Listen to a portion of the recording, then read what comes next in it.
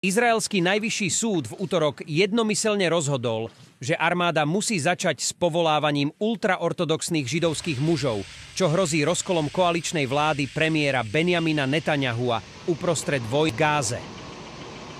Armáda teraz žiada tisíce vojakov a musíme zabezpečiť, aby ortodoxní veriaci, ktorí nechodia študovať do ješivy, nastúpili do služby.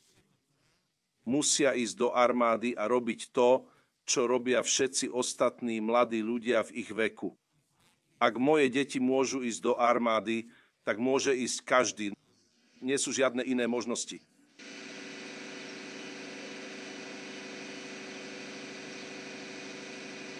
Toto rozhodnutie v skutočnosti nemá žiadne praktické dôsledky. Je to skôr deklarácia, než čokoľvek iné.